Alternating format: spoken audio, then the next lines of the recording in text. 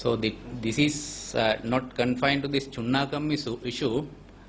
So there's a big problem in the setup in our country, the political authority and the state institutions, because this is not the first time that mass scale water contamination occurred. அதாவது இது இலங்கைக்கு பொதுவான ஒரு பிரச்சனையாகத்தான் இருக்குது. அரசியல் தலையீடுகளும் சில பிரச்சனைகள் பொட்டி அணுகிற விதத்திலும் இருக்கிறதால இலங்கையில பல இடங்களில் பொது பிரச்சனைகள் பற்றி பலவிதமான கருத்துக்களை கொண்டதான அறிக்கைகள் தான் வெளியிடப்படுவதாக உள்ளது. Yes, in for example in Rathupassala, Gampaha district, there was big issue, and there even more that confusion happened, and finally very disastrous consequences occurred. Then குடிநீர் பிரச்சனை தொடர்பான, அதாவது குடிநீர் மாசுபடுதல் தொடர்பான பிரச்சனைகள் இதுக்கு முதலும் இலங்கையில் நடந்திருக்கு. மிக சமீப காலமாக எடுத்துக்கொண்ட ரத்துபாஸ்பெல் என்ற இடத்தில் நடந்த சம்பவத்தை குறிப்பிடலாம். அது தொடர்பாகவும் பலவிதமான கருத்துக்களை முன்வைக்கப்பட்டது. And in north central region, in Anuradhapura Polonnaru area, there's a big problem with the water, and several people are dying daily because of kidney problem. So there even after about few decades, this confusion is there. அதே போலத்தான் வடமத்திய மாகாணத்தில் kidney பிரச்சனையால் நிறைய பேர் உயிரிழந்ததாக உள்ளது. சில நேரம் ஒரு நாளுக்கு ஒருவாள் உயிரிழந்த அளவுக்கு இருக்கிறது. ஆனா அது பற்றி கூட பலவிதமான கருத்துகள் ஆய்வுகளின் ஊடாக வெளியிடப்பட்டது. So best way to understand the situation is to break this issue into two. One is the technological aspect, other one is this political or context issue, administration, political, and that aspect. இந்த பிரச்சனைகள் நாங்கள் புரிந்து கொள்ள வேண்டுமானால் இரண்டாக பிரிந்து பார்க்கணும். அதாவது அந்த பிரச்சனையை சார்ந்த விஞ்ஞானபூர்வமான தொழில்நுட்ப ரீதியான பிரச்சனைகள், அடுத்தது அந்த பிரச்சனையுடன் தொடர்புடைய அரசியல் சார்ந்த பிரச்சனைகள்.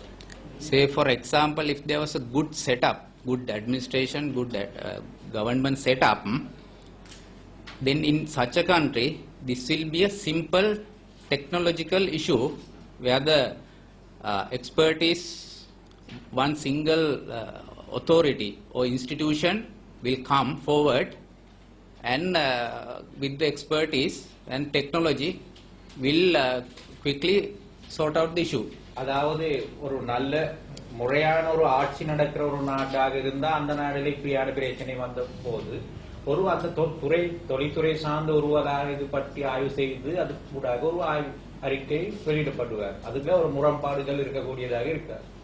So because there's no such setup like in developed countries, or say USA and those countries, even this type of contamination sometimes happens because of industrialization. அதாவது தொழில்மயமாக்கல் காரணமாக, கைத்தொழில்மயமாக்கல் காரணமாக அமெரிக்கா போன்ற நாடுகளில் கூட இப்படியான பிரச்சனைகள் உருவாகுதுதான். But they have good mechanism to quickly address the issue technologically with the expert knowledge. ஆனாலும் அந்த நாடுகள் அப்படியான பிரச்சனைகளுக்கு ஒரு தொழில்நுட்பம் சார்ந்ததாக, தொழில் நிபுணத்துவம் சார்ந்ததாக ஆய்வுகளை செய்யக்கூடிய பொறிமுறைகளை ஒன்றே கொண்டதாக உள்ளது. Yeah. So this petroleum contamination is new to our country, and petroleum ஓட தொடர்புடையதாக இருக்க இந்த பிரச்சனைகள் இலங்கை பொறுத்தவரை கொஞ்சம் புதிதாக தான் உள்ளது. Now so we have two challenges. One is technologically winning the issue, other one is how to handle this administration and this political situation, which is more than helping to overcome the technological challenge. It has become a burden now. அதாவது இந்த பிரச்சனையை பற்றி நாங்கள் ரெண்டு விதத்திலும் முயற்சிக்கணும். முதலாவதாக தொழில்நுட்ப ரீதியாக இந்த விஞ்ஞான பூர்வமாக இந்த பிரச்சனை தொடர்பான ஆய்வுகளை மேற்கொண்டு அந்த அறிக்கைகள் முன்வைக்க வேணும். அடுத்ததாக அரசியல் அதிகாரத்துவனுடன் இதுக்கு எதிரான போக்குகள் கொண்டு வராமல் இது எப்படி கொண்டு வரலாம் என்ற தொடர்பான அந்த சவாலுக்கு முகம் கொடுக்க வேணும். So when various institutions separately doing tests and investigations, this type of confusion can happen. எனவே பல்வேறுபட்ட அமைப்புகள் பல்வேறுபட்ட விதமாக ஆய்வுகளை மேற்கொள்ளப்படும் போது இப்படியான முரண்பாடான தகவல்கள் வெளியிடக்கூடியதாக இருக்கும். Because they will test or they will investigate with their interest and with their expertise. அதாவது தங்களுடைய தேவைகளுக்காக தங்களுடைய நிபுணர்களால் தான் அவர்கள் ஒவ்வொருவர்களும் தங்களுடைய ஆய்வுகளை மேற்கொள்வார்கள். Yes. So, but that will not help to address the technological challenge. ஆனால் அது இது தொடர்பாக உருவாக்கியுள்ள தொழில்நுட்ப ரீதியான இந்த விடயத்தை சார்ந்த சவால்களை எதிர்நோக்கிறதுக்கு அது அந்த சவால்களில் இருந்து வெற்றி கொள்வதற்கு உதவுவதாக இல்லை. So now to overcome that problem, the best solution is the government should declare what is the committee or what is the institution which is finally responsible to investigate this issue fully and to make a firm plan on behalf of the government.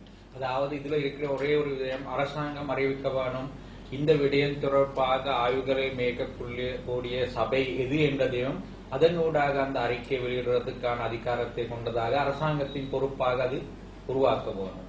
So once the government declare or publish this is the institution, this is the committee that is finally responsible, after that we representing the public, we also can go and talk with them, discuss with them, we can exchange our ideas, views on representing the public, and there are other organizations as well, they also can go and discuss with them, but the big problem now is we don't know whom to meet.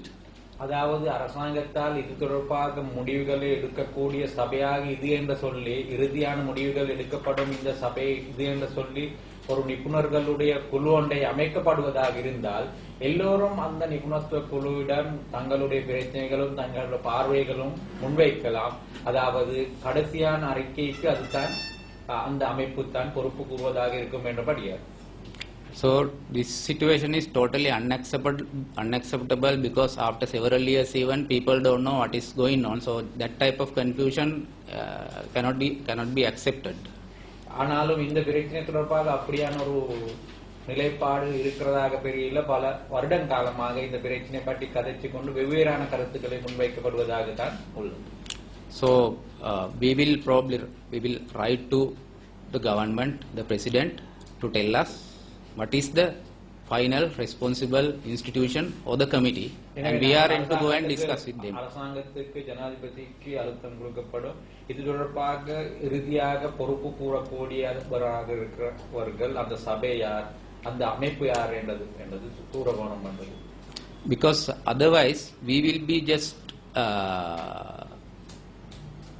be just fighting with each other, and we will have to explain over and over again for each and every committee or the institution or the officers from the beginning to the end. We have to educate, like if we say to the journalists, it's a highly technological issue, no? So the best thing is to talk with the responsible body. எனவே இந்த பிரச்சனை தொடர்பாக பல்வேறுபட்ட கருத்துக்கள் தொடக்கத்திலிருந்து இதுவரையும் முன்வைத்து கொண்டிருக்கின்ற சூழ்நிலையில சந்தேகங்கள் ஏற்படும் ஒரு சூழ்நிலையில ஊடகவியலாளர்கள் என்ற வகையில இது தொடர்பாக ஒரு நிபுணத்துவ குழுவுடைய அறிக்கைகள் தான் வெளியிட வேணும் என்ற கருத்தை முன்வைத்தது.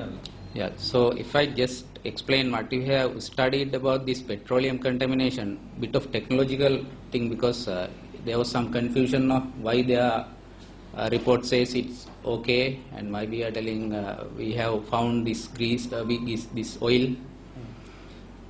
அதாவது இப்ப நீங்கள் கேட்ட இதுபடி ஏன் இந்த ரெண்டு அறிக்கைகள் முரண்பாடாக இருக்கும் என்று தொடர்பாக சொல்லும் போது நாங்கள் எங்களுடைய அறிக்கைக்கு பாதகமாக இருந்த இல்ல சாதகமாக இருந்த விடயங்கள், அதாவது இந்த எங்களுடைய ஆய்வு ஊடாக நாங்கள் இந்த பிரச்சனை தொடர்பாக தொழில்நுட்ப ரீதியாக கண்டுபிடித்த விடயங்களை முன்வைக்க விரும்புகின்றேன். Now petroleum means it consists of lot of chemicals, you know. இந்த பிரச்சனையுடன் தொடர்புடையதாக உள்ளது தண்ணீருக்கு பெட்ரோலியம் என்ற இதனை கலந்தது. பெட்ரோலியம் என்பது அது பலவிதமான மூல chemicals, ரசாயனங்களில் தொகுப்பாகத்தான் உள்ளது.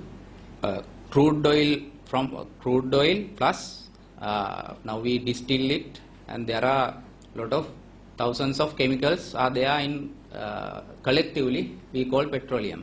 அதாவது நாங்க பெட்ரோலியம் என்று சொல்லப்படுவது வந்து ஆயிரக்கணக்கான கெமிக்கல்களின் ஒரு கலப்பாகத்தான் உள்ளது.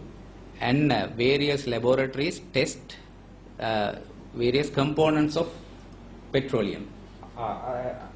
பலவிதமான ஆய்வுக்கூடங்களில் பலவிதமான சாம்பிள்களை எடுத்து பெட்ரோல் சாம்பிள்கள் எடுத்து பல ஆய்வுகளை செய்து.